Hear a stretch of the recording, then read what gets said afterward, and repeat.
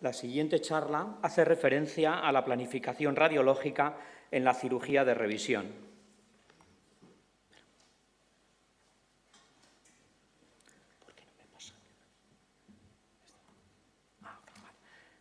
El abordaje a la cirugía de revisión ha de realizarse de forma eficiente y sistemática, y ello nos ha de permitir identificar diferentes modos de fracaso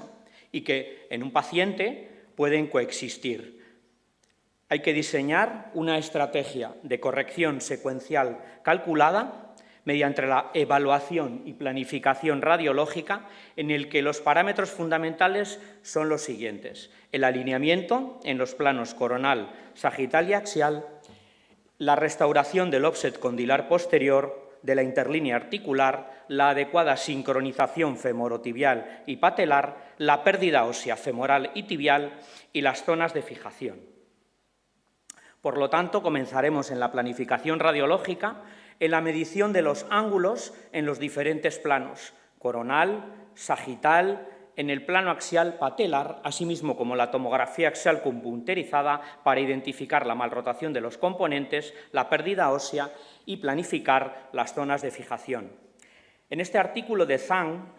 establece una correlación entre los resultados clínicos y el mal alineamiento en los diferentes planos, concluyendo que el ángulo más determinante en el plano coronal es el medial distal femoral angle, mientras que en el plano sagital es el ángulo de flexión femoral, es decir, el ángulo gamma, en el que existe un 42% de outliers, por lo que se concluye que, aparte del plano coronal, que no es determinante, es fundamental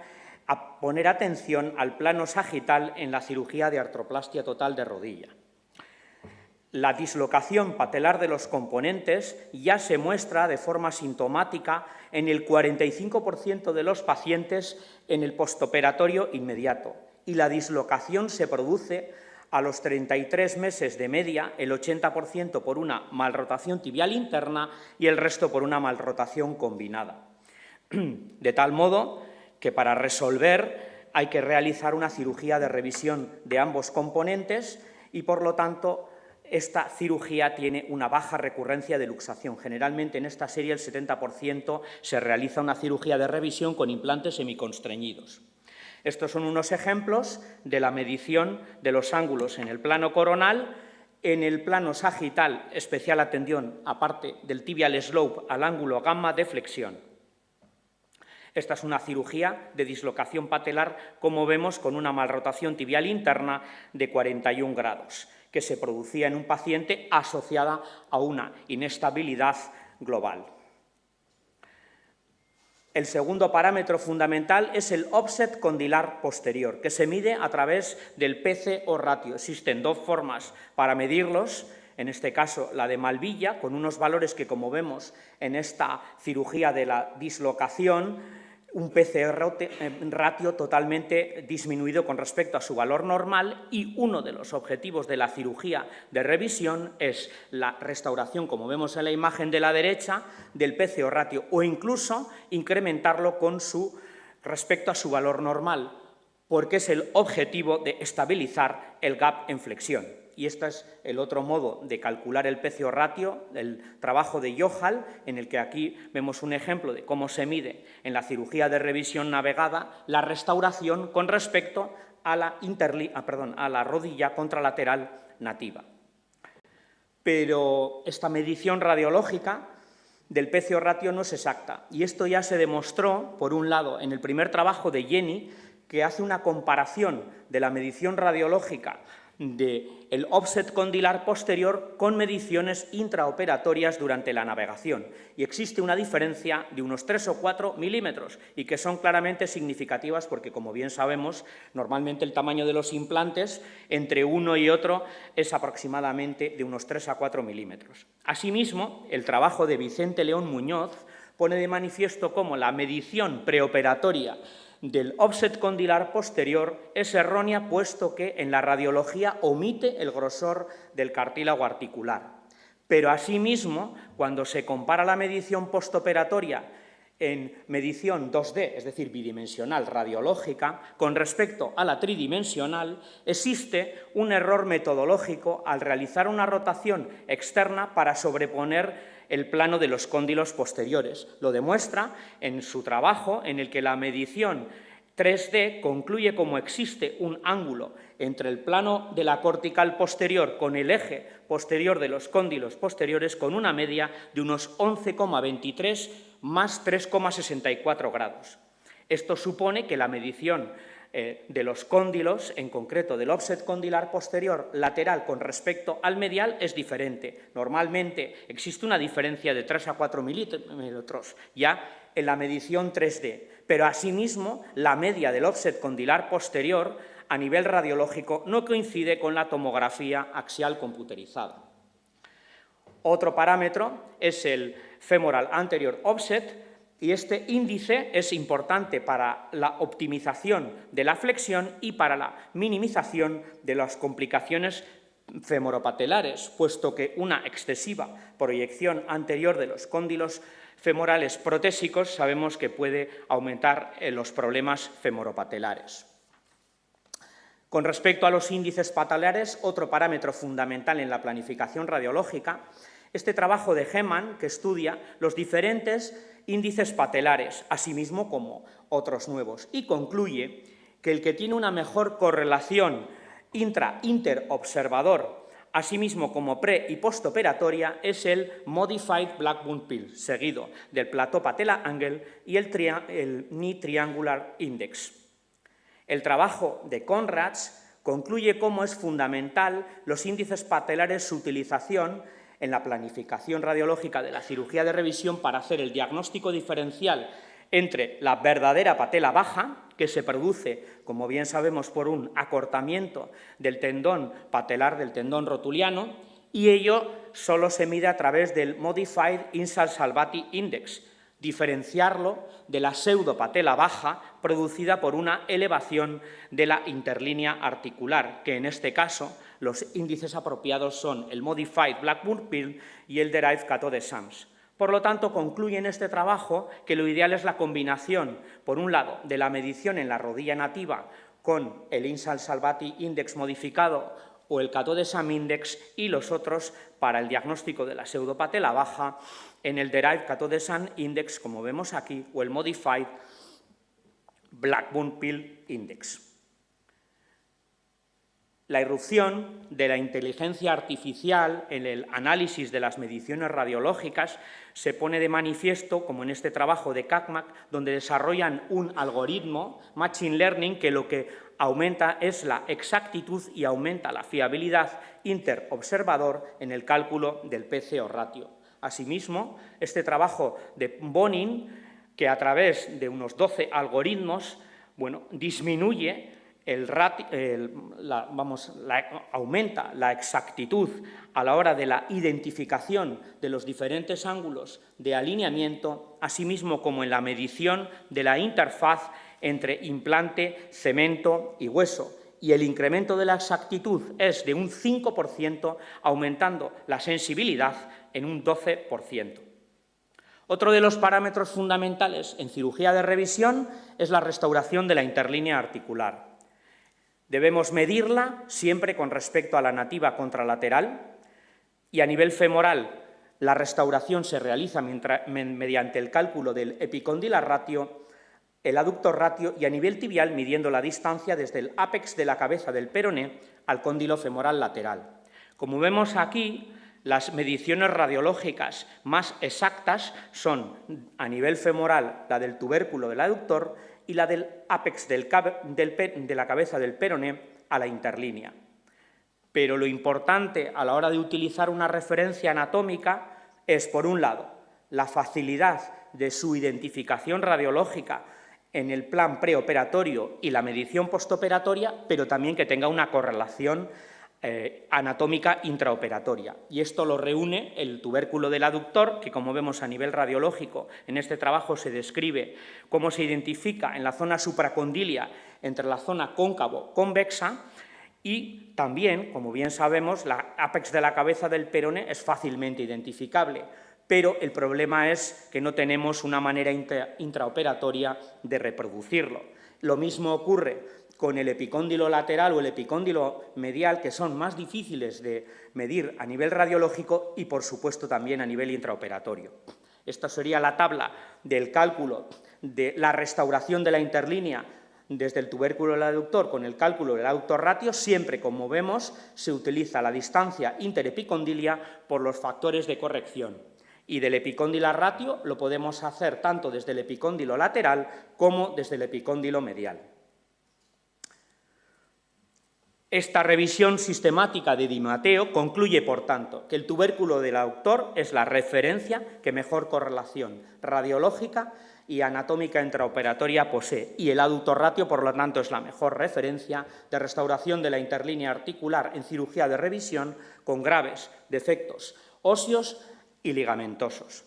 Y con respecto al epicóndilar ratio, que inicialmente fue descrito por Servien en la resonancia magnética nuclear, existe una correlación en la medición tanto en la radiología como en la tomografía axial computerizada.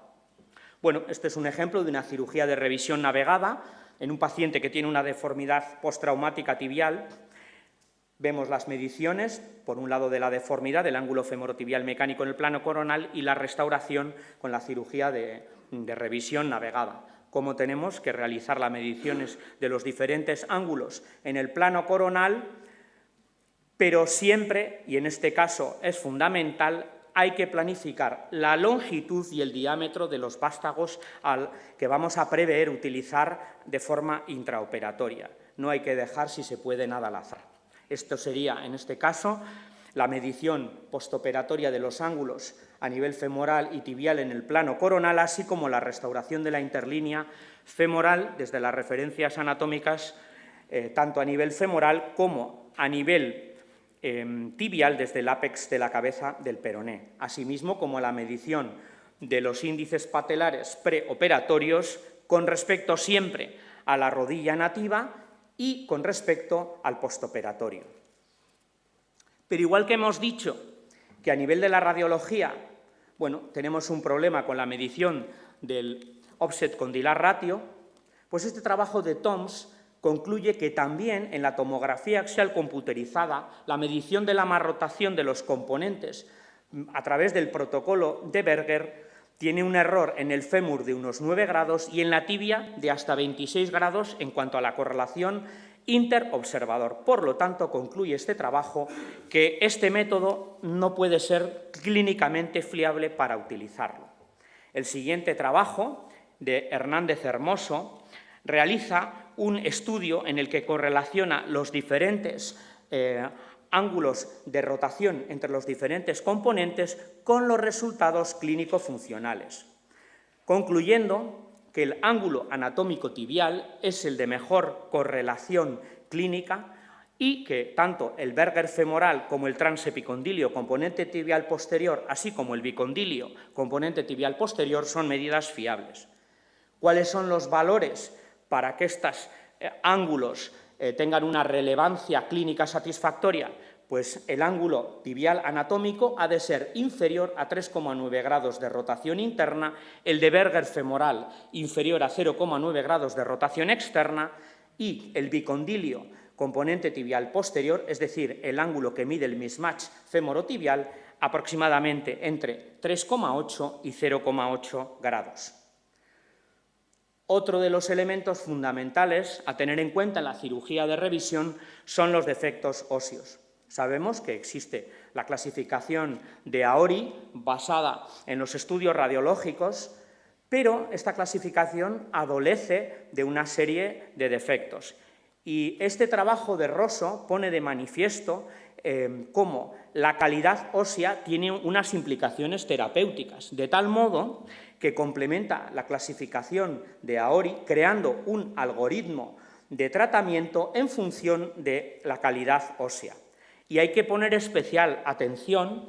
a el hueso esclerótico y osteoporótico, porque es en estos casos, incluso con leves defectos, los sistemas de fijación convencional con vástagos cementados asociados a aumentos sufren un aflojamiento aséptico y fundamentalmente a nivel de la tibia. Si nos damos cuenta incluso, aquí con defectos tipo F1 y T1, recomienda considerar un pequeño cono de tantalio, a pesar de sacrificar defecto un poco de hueso.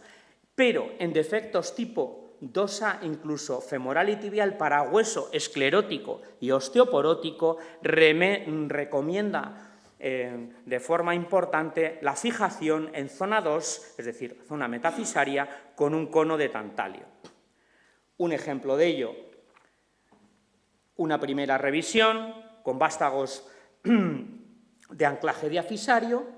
segunda revisión con vástagos cementados, perfecto las interlíneas, pero nos fijamos, el cemento se interdigita correctamente en el hueso del fémur, en el vástago femoral, pero no así en el tibial. Cometimos un error, no tener en cuenta la calidad ósea, y al final tuvimos que solucionarlo con un cono de tantalio en la zona metafisaria tibial. Como hemos dicho, existen otras clasificaciones que complementan a la clasificación de AORI para dar solución a los problemas que nos vamos encontrando. Y ellos son, por un lado, las zonas de fijación, que como bien todos sabemos, zona epifisaria, metafisaria y diafisaria, y asimismo, por lo tanto, esta clasificación de Belt contempla estas zonas,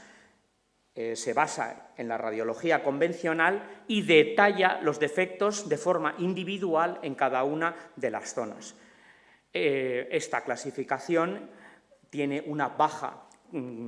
correlación interobservador para la zona epifisaria, puesto que es más difícil a nivel radiológico convencional identificarla. Como ha comentado el doctor Gómez Barrena, cada vez aumenta el índice de revisiones y, por lo tanto, de aflojamientos de implantes que tienen vástagos a nivel femoral y tibial. La nueva clasificación de Scuderi, basada en la de AORI, pero que complementa, por un lado, considerando las zonas de fijación, metafisaria y diafisaria, y valorando los defectos que afectan a nivel tanto metafisario como diafisario. Revisiones. Una paciente de 84 años con un implante de revisión. Vemos los conflictos que existen a nivel tanto de la cortical femoral como tibial, las mediciones de los ángulos en cuanto a la planificación radiológica, y debido al conflicto que puede existir con las diáfisis, bueno, pues se realizan diferentes planificaciones radiológicas con diferentes implantes. Estos son los defectos óseos intraoperatorios. Se realiza una cirugía de revisión navegada con unos aumentos tanto a nivel femoral como tibial, la restauración de las interlíneas y del eje femorotibial mecánico. La paciente sufrió posteriormente una caída y pudimos resolver el problema con un cerclaje rotuliano sin alambre para no aumentar las complicaciones y quitando el componente rotuliano. Como he dicho anteriormente, la aparición, la introducción de algoritmos diagnósticos, como en este caso de los procedimientos de la Knee Society, donde se ha creado un workflow Deep Learning capaz de delinear, por un lado, zonas y emplazamiento de los conos de forma estandarizada en las radiografías, con una fiabilidad en los conos del 98% a nivel femoral y del 96% a nivel tibial, y en las zonas para el fémur de un 96% y de un 89% para la tibia. Como hemos dicho anteriormente, la clasificación de AORI adolece de ciertos defectos, y uno de ellos es la baja predicción de los defectos óseos a nivel radiológico, sobre todo para los pequeños defectos con una sensibilidad del 17% y para defectos grandes del 66%. En este trabajo de Breneis pone de manifiesto la clasificación de AORI, pero basada en el estudio escáner 3D, con una alta correlación con los defectos encontrados a nivel intraoperatorio, fundamentalmente para los tipos 1, 2A y 2B. Y ya por último, pues los aflojamientos sépticos. Como bien sabemos, las infecciones producen graves defectos óseos que muchas veces son muy difíciles de cubrir con los conos de tamaños estandarizados. Y probablemente, ¿cuál es el futuro más inmediato? El de la planificación de estos defectos 3D, la creación de modelos de impresión 3D que, como pone de manifiesto este trabajo del ENSI, aumenta la fiabilidad en cuanto a la predicción de aumentación a nivel femoral de un 80% frente a la 2D 37% y a nivel tibial un 66%, 3D frente a la 2D de un 23%. Y ya por último, en este trabajo de Rosso, pone de manifiesto la información que nos puede aportar la planificación 3D y la creación de modelos virtuales y de impresión 3D a la hora de una cirugía de revisión, cómo podemos medir los gaps entre el fémur y la tibia, asimismo como los defectos óseos, incluso realizar una planificación virtual o en modelos 3D, anticipando los conos, las vainas, incluso la posible disrupción de las corticales o incluso, como a veces nos ha ocurrido en la cirugía, que el diámetro interno de los conos estándares no son compatibles con los offset metafisarios de los implantes en cirugía de revisión. Muchas gracias.